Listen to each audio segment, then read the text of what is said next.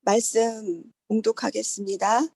말씀은 에베소서 1장 16절에서 23절 말씀입니다. 에베소서 1장 16절에서 23절. 제가 봉독하겠습니다. 내가 기도할 때 기억하며 너희로 말미암아 감사하기를 그치지 아니하고 우리 주 예수 그리스도의 하나님 영광의 아버지께서 지혜와 계시의 영을 너희에게 주사 하나님을 알게 하시고 너희 마음의 눈을 밝히사 그의 부르심의 소망이 무엇이며 성도 안에서 그 기업의 영광의 풍성함이 무엇이며 그의 힘의 위력으로 역사심을 따라 믿는 우리에게 베푸신 능력이 지극히 크심이 어떠한 것을 너희로 알게 하시기를 구하노라. 그의 능력이 그리스도 안에서 역사하사 죽은 자들 가운데서 다시 살리시고 하늘에서 자기의 오른편에 앉히사 모든 통치와 권세와 능력과 주권과 이 세상뿐 아니라 오는 세상에 일컫는 모든 이름 위에 뛰어나게 하시고 또 만물을 그의 발 아래에 복종하게 하시고 그를 만물 위에 교회의 머리로 삼으셨느니라. 교회는 그의 몸이니 만물 안에서 만물을 충만하게 하시는 이의 충만함이니라. 아멘. 이 시간에는 우리 한철호 선교사님 강사님을 잠깐 소개하겠습니다. 우리 강사님께서는 전 선교한국 상임 총무님이시고 위원장이시며 현 미션 파트너스 대표시며 퍼스펙티브스 아시아 디렉트 한국 로잔위원회 부위원장이시며 국제 로잔위원회 기도분과 부의장이시며 국내외 선교 동원사역 전문가이십니다. 자, 이 시간에는 우리 한철호 선교사님 미션 as gift라는 말씀을 가지고 오늘 말씀 전하실 텐데 큰 은혜의 시간이 되시기를 기도합니다. 아멘. 네, 제가 말하면 되는 거죠? 네. 네. 네, 여러분들 만나서 반갑습니다. 저는 지금 소개해 주신 대로 한철호라고 합니다. 네. 코로나가 가져다 준 어려움도 있지만 코로나가 가져다 준 또 하나의 유익 같은 거는 이 필리핀 선교사님들 이 아침 기도회, 새벽 기도회가 이전에도 계속 있었는지 잘 모르겠지만 이게 코로나 때문에 또 이렇게 인터넷으로 줌으로 함께 같이 또 가깝게 거리와 공간과 상관없이 또 만나서 또 기도하고 말씀 나누고 대화할 수 있는 그런 시간들이 생긴 것도 하나의 큰 유익이라고 생각이 듭니다. 저도 필리핀하고 좀 관련이 있거든요. 제가 80년, 84년, 5년 이때 처음 해외 사역할 때 필리핀에 제가 속해 있는 단체, 그때 저는 이제 학생단체에 속해 있었었는데 그 학생단체 사역 때문에 필리핀에 가서 2년 동안 살았던 기억이 있습니다. 그리고 그때 이제 막 필리핀 people power라고 해가지고 우리만은 촛불혁명 같은 것이 그때 있었습니다. 뭐 아시겠지만 그래서 마르코스 독재 정권 물러나고 거리에서 막 엑사에서 마닐라 엑사에서 막 탱크하고 막 이렇게 막 대항해서 막 시민혁명 했던 그때 이제 저도 거기 있었고요. 그래서 같이 그런 시간을 보냈었습니다. 그리고 그때 아마 제가 그때 갔을 때 그때 아마 뭐 여상일 목사님 또 지지난주 돌아가신 김한령 목사님 박기호 목사님 막 그때 있다가 폴로로 가시는 그 상황이었었고 뭐 황태현 목사님도 그때 계셨고 뭐 그랬던 기억이 납니다. 그래서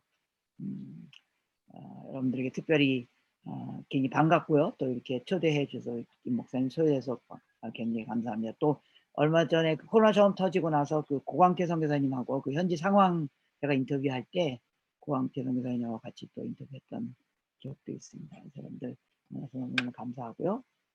또 아마 다른 나라도 이런 경우가 있는지 잘 모르겠지만 이렇게 선교사님들이 이렇게 아침마다 모여서 함께 말씀 나누고 이렇게 하는 것이 너무너무 감사하고 또 귀하게 생각이 듭니다. 그래서 오늘 또 이렇게 70명 가까이 이런 분들이 모이는 게 쉽지 않은데 이렇게 모여서 같이 기도하고 말씀 나눌 수 있는 자리에 또 초대받아서 큰 특권으로 생각을 합니다.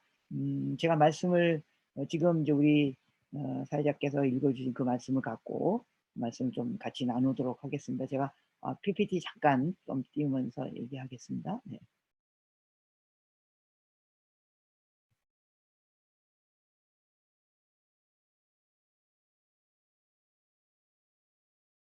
네.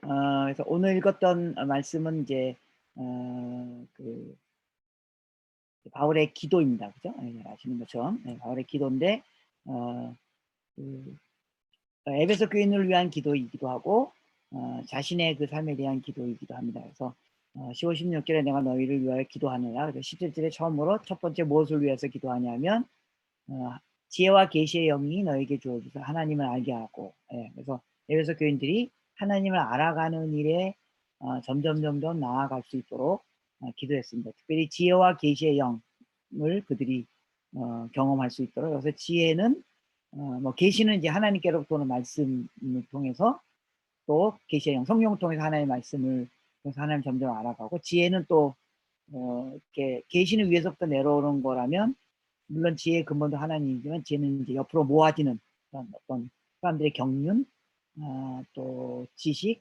혹은 서로 나눔, 그죠? 그래서 저도 여러분들 가운데 이 두 가지 일들이 일어났으면 좋겠다고 같이 기도하기를 원합니다. 첫 번째, 하나님의 말씀을 통해서 하나님을 알아가는 일, 또 두 번째로는 여러분들이 같이 사역하고, 또 사역의 경륜을 통해서 또 같이 대화하고, 또 같이 지식을 쌓아가는 걸 통해서 또 지혜가 더 풍성해지는 그런 한 해가 되었으면 이게 감사의 기도가 될 거고요. 뭐 잘 그렇지 못했다면 하나님 내년은 그렇게 해주시옵소서라고 또 간구의 기도가 됐으면 좋겠습니다. 어떤 사람이 이런 얘기를 했습니다.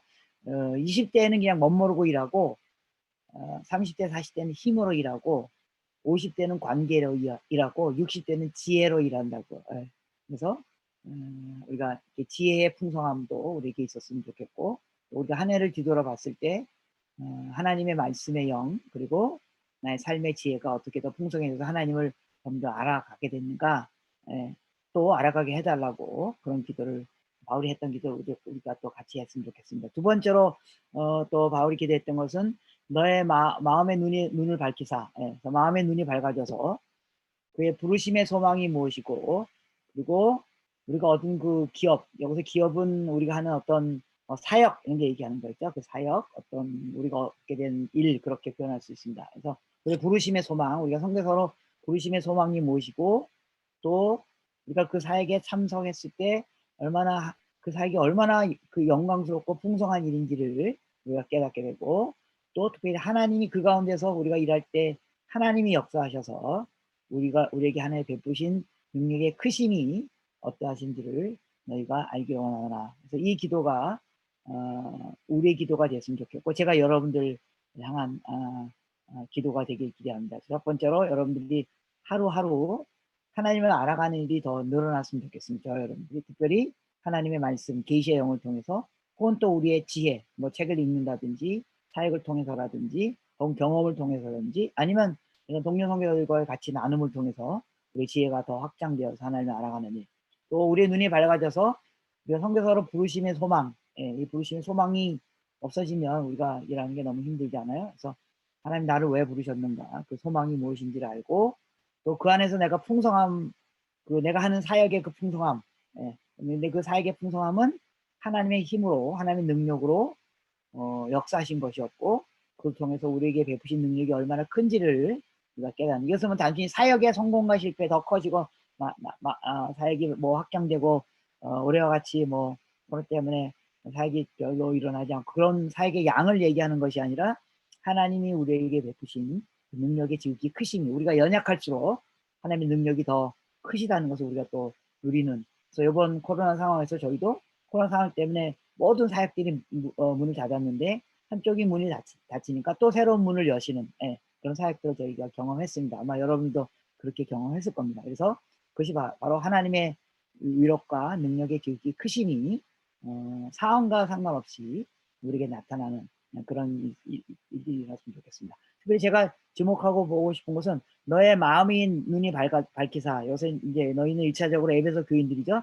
이외에서 교인의 마음의 눈이 점점 밝아져서 그 소망과 풍성함과 능력의 지극히 크심을 그들이 누리게 됐습니다. 그래서 어떻게 마음의 눈이 밝아졌는가, 에베소 교인들이 어떻게 마음의 눈이 밝아졌는가, 혹은 바울 자신은 어떻게 마음의 눈이 밝아졌는가를 기록한 게 2장부터 3장까지 내용입니다. 사실 에베소서 2장부터 3장. 그래서 에베소서는 굉장히 중요한, 보통 에베소서는 일반적으로 교회론을 가리키는 그런 본문으로 많이 즉각적으로 인용되는데요. 사실은 교회론을 가리키는 게 맞습니다. 그런데 도대체 교회가 뭔가를 가리키는, 사실 선교론을 가리키는 거예요. 어떻게 교회가 탄생하는가, 선교론을 가리키는 겁니다. 그래서 그들의 마음의 눈이 점점 밝아졌고, 그것이 성경하고 어떻게 연결되어져 있는가를 2장부터 3장에 바로 쭉 이어서 연결하는 겁니다. 그러니까 마음의 눈이 어떻게 밝아졌냐면, 2장에 가면 첫 번째 그들이 뭘 깨닫게 됐냐면, 그들이 죄와 허물로 죽을 수밖에 없었던 존재들이었다는 거죠.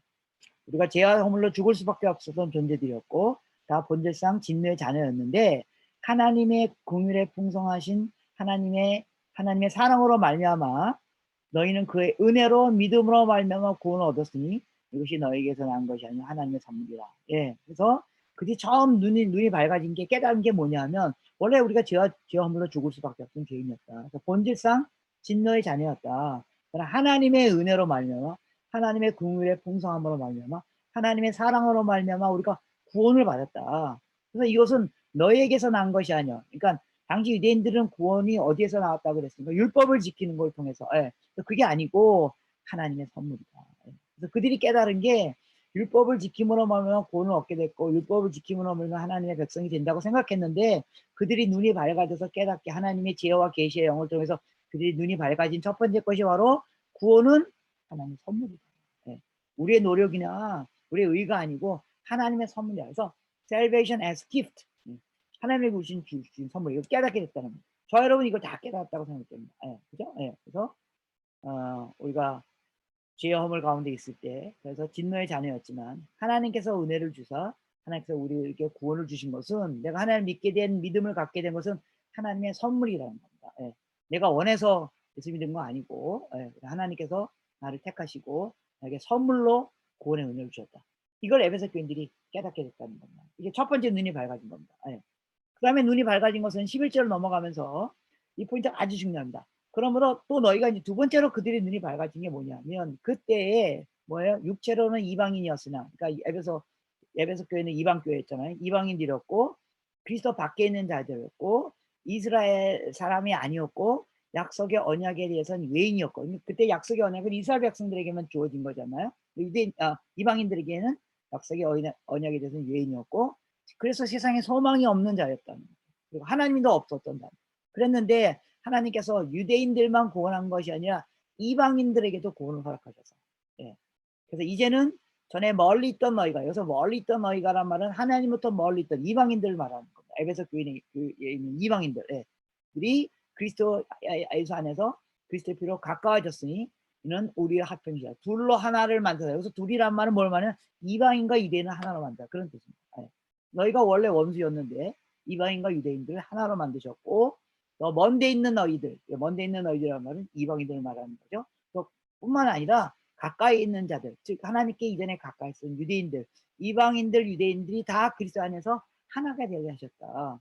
이는 그로 말미암아 둘이 한 성령 안에서 아버지께 나아가며, 그래서 둘이란 말은 이방인과 유대인을 말하는 겁니다. 그러니까 초대교회가 깨달았던 아주 중요한 사실 중에 하나는, 우리가 구원 얻은 것이 하나님의 은혜다, 하나님의 선물이다. 예.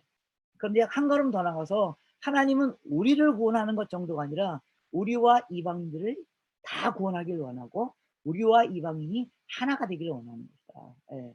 여기 아주 성경의 중요한 포인트가 있는 겁니다. 그래서 우리가 하나님을 알아가는 그 지식의 과정에서, 저는 교회가 이걸 깨달아야 된다는 거예요. 우리 개인도.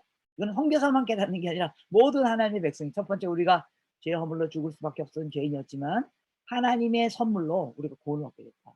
그걸 깨닫고, 그다음에 조금 더 나가서, 그런데 내가 구원 얻은 것 정도가 아니라 하나님의 목표는 유대인과 이방인이 하나 되게 하는 것. 혹은 요새 적용하면 먼저 예수 믿은 사람들과 아직 예수 안 믿은 사람들이 하나가 되게 하는 것. 누굴 통해서? 예수 그리스도 통해서. 그 일이 일어나는 것이 하나님이 우리를 통해서 이루기를 원하시는 일이다. 예. 즉 복음을 알지 못했던 이방인들, 당시에서는 유대인에 대한 이방인들이었죠. 오늘날 우리에게 되면 예수 믿는 우리들과 예수 안 믿는 자들에 대한 둘을 하나가 되게 하시고 그리스도 안에서 하나가 되게 하시고 둘 모두에게 평안을 정하게 하시는, 그래서 둘이 한 성령 안에서 예수 믿는 사람이나 안 믿는 사람이 그리스도 안으로 다 들어와서 한 성령 안에서 아버지께로 나아감을 얻게 하기 원합니다. 내가 이걸 너희들이 깨닫기 원합니다. 저는 성경은요 이 깨달음으로부터 출발했다고 저는 개인적으로 생각합니다. 성경은 뭐 특별한 뭐 사명이나 뭐 그런 게 아니라 하나님께서 우리 유대인이나 이방인 다 그리스도 안에서 하나가 되게 하셨다. 예. 그래서 예수 믿는 자나 안 믿는 자들이 결국 그리스도 안에서 예수 믿는 자들과 하나가 되게 하는 거, 그게 하나님의 목표다. 그래서 내가 구원받고 내가 복받고 내가 천국 가는 일도 중요하지만 그리스도 안에서 믿는 자와 안 믿는 자가 결국 복음 안에서 하나가 돼서 모두가 예수 그리스도의 백성이 되고 하는 그 일에, 그 일을 하는 거, 이게 바로 교회의 존재 목적이고 그것을 내가 깨닫게 됐다. 그래서 에베소 교인들아 니네도 이것을 깨달아라. 이 메시지를 바울이 하는 겁니다. 저는 개인적으로 선교 동원을 하는 입장에서 한국 교회가, 그러니까 선교는 무슨 우리 목표나 뭐 몇 년까지 선교사 몇 명 파송하고 뭐 그런 목표가 중요한 것이 아니라 이 하나님의 그 경륜, 예. 하나님이 이방인들과 유대인들, 유대인과 이방인들, 지금 말하면 예수 믿는가 예수 안 믿는 사람들이 그리스도 안에서 다 하나님의 백성 되기를 원하시는 그 하나님의 마음을 교회가 갖기 시작할 때 자연적으로 이방에 대한 관심들을 갖게 될 거라고 생각합니다. 이 눈이 밝아지는 일들이 에베소 교회 안에 일어나게 바울은 기도하는 겁니다. 세 번째 바울이 또 기도했던 것은 놀라운 얘기를 하는 거죠. 곧 계시로 내가 비밀을 알게 하시. 하나님이 내게 비밀을 알게 하셨다. 비밀. 예. 그래서 너희들도 이 비밀을 알기 원한다. 예. 그래서 내가 이 비밀을 깨달은 것을 너희도 알 수 있었으면 좋겠다. 너희도 내가 깨달은 비밀을 알기 원한다. 그래서 바로 근데 그 비밀은 이전 세대에는 알리지 않았던 거다. 얘는 사람들이 잘 몰랐던 거다. 예. 근데 그것이 뭐냐 하면 이미 앞에서 얘기한 것처럼 이는 이방인이 복음으로 말미암아 그리스도 안에서 함께 상속자 되고 함께 지체되고 함께 약속에 참여한 자라. 예. 여러분 이제 복음서의 대부분의 그 디베이트가 뭐냐면 유대인과 이방인들의 디베이트예요. 그러니까 처음에 기독교는 유대인들이 먼저 기독교인이 됐잖아요. 예수의 제자들이 막 유대인들이었잖아요. 그래서 유대인들이 갖고 있는 치명적인 DNA, 잘못된 DNA가 뭐냐면 유대인 가운데서 예수 믿는 사람들도 뭐예요? 구원은 유대인의 것이라고 생각했어요. 그리스도가 유대인을 위해서 왔다라는 겁니다. 그래서 이방인들 가운데 예수 믿는 사람들이 한두 명 생겼을 때 초대교회가 그 이방인들에게 요구했던 게 뭐예요? 너희가 유대인처럼 돼야 된다. 유대인처럼 돼. 그래서 너희가 예수 믿는 건 좋다. 근데 예수 믿는다는 말은 유대인이 되는 것이다. 그래서 너희가 할례를 받고 유대의 율법을 지키고 그래야지만 진정한 하나님의 백성이 된다. 예. 이게 초대교회 유대인들 중에 예수 믿게 됐던 예루살렘 교회가 갖고 있던 생각이었습니다. 근데 하나님께서 바울에게 비밀을 가르쳐 주셨답니다.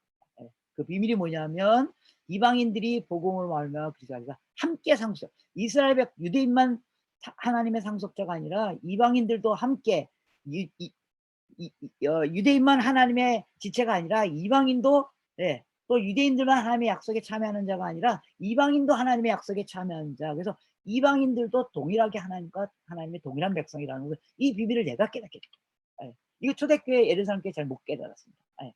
비록 사도행전 2장에 베드로가 뭐라고 처음에 설교할 때 온 지방에서 온 사람들에게 그들이 설교하면서 뭐라고 했습니까? 성령이 만민에게 부어주고 그리고 내가 그러면 만민이 예수를 따르는 일이 일어나게 될 것이다. 비록 그렇게 얘기했지만 사실 초창기에 예루살렘 교회 교인들은요 이방인들에게 가는 것에 관심이 없었습니다. 예. 거기서 만민은 온 지방에 있는 유대인들, 그런 뜻입니다. 그래서 사도행전 2장에 여러 지방에 있는 사람들이 와서 방언으로 그들의 말을 복음을 들었지 않습니까? 사도행전 2장에 성령 강림 때. 근데 그들이 다 누구였어요? 유대인들이에요. 예. 여러 지방에 있던 유대인들이 예루살렘 교회에 와가지고 자기가 살았던 지방의 언어로 복음을 들은 겁니다. 그래서 초대교회는 다 유대인 중심의 교회였습니다. 예. 그래서 예를 들면 정작 사도행전 10장에 그래서 하루 이들이 이방인들을 향하여 나가지 않으니까 그리고 계속 꽁꽁 뭉쳐 있으니까 한해 핍박을 줘요. 그래서 사마리아에 흩어뜨려져요. 그래도 그들은 가서 유대인들에게만 전합니다. 예. 그래서 하나님께서 강제적으로 바울을 고넬료를 만나게 합니다. 사도행전 10장이, 그죠? 여러분 사도행전 10장에 바울과 고넬료가 만나는 장면에서 이게 누가 해심한 건지 아십니까? 고넬료가 해심한 게 아닙니다. 바울이 해심한 겁니다. 아 죄송합니다. 베드로가 해심. 베드로와 고넬료를 만나게 하면서 베드로가 해심하는 겁니다. 예. 여러분 사도행전 10장에 보면 고넬료는 이미 하나님을 경외하는 자였고 기도하고 매일 기도하고 그다음에 구제와 기도에 힘쓰는 사람이었습니다. 예. 근데 그가 단지 예수 그리스도가 어떤 분인지 정확히 알지 못했죠. 그래서 하나님께서 베드로에게 그에게 가라고 했을 때 베드로가 뭡니까? 거부하지 않습니까? 하나님, 우리 같은 유대인들은 저 이방인들 만나는 거 아닙니다. 그리고 정작 고넬을 만나고도 니네 나 왜 불렀는데 나 같은 유대인이 너희 같은 이방인들의 집에 들어가는 것이 불법인 줄 너희가 알거니와 이렇게 말하지 않습니까? 예. 그런데 나중에 하나님께서 그를 강권적으로 거기 보내시고 고넬료의 얘기를 듣고 나서 베드로가 변하는 겁니다. 베드로가 이제 하나님은 사람을 외모로, 즉 종족별로 외모로 사람을 취하는 것이 아니고 누구든지 하나님을 받아들이는 사람에게 하나님의 백성이 되게 하셨구나.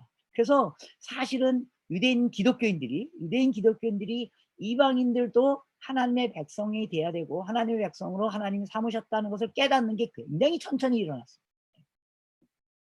사도행전 11장에 핍박이 임해가지고 그들이 전 아시아 지역으로 흩어졌잖아요. 그들이, 그래서 사도행전 11장 10절에 보면 그들이 가서 누구에게만 복음을 전해요? 유대인들에게만 복음을 전하죠. 이런 표현이 나옵니다. 그래서 우리가 생각했던 것보다 교회가 이방인 선교에 대해서 나아가는 것이 너무 슬로우했어요. 초대교회가 그랬다는 겁니다. 저는 이것이 우리들의 교회에도 나타날 수 있는 현상이라는 겁니다.